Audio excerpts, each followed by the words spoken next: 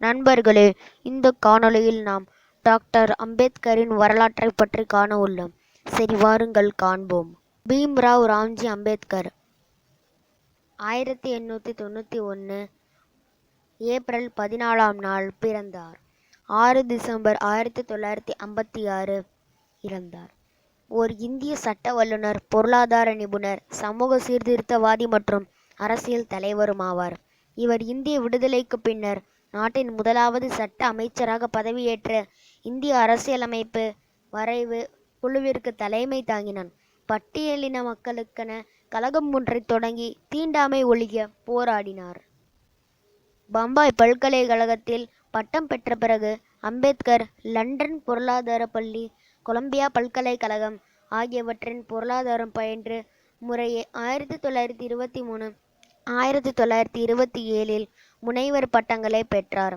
ஆரம்ப வாழ்க்கையில் ஒரு பொருளாதார நிபுணராகவும் பிறகு பேராசிரியர் மற்றும் வழக்கறிஞராகவும் பணியாற்றினார்.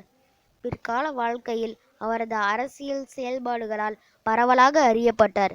இவர் ஒரு எழுத்தாளராக சில பத்திரிகைகளை வெளியிட்டார் மற்றும் தாழ்த்தப்பட்ட மக்களின் அரசியல் உரிமைகளுக்காகவும் சமூக விடுதலைக்காகவும் போராடினார்.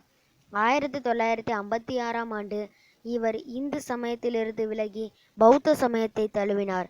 நவபுத்தம் என்ற பெயரில் ஆயிரக்கணக்கான பட்டியலின மக்களையும் புத்த சமயத்தையும் தழுவச் செய்தார்.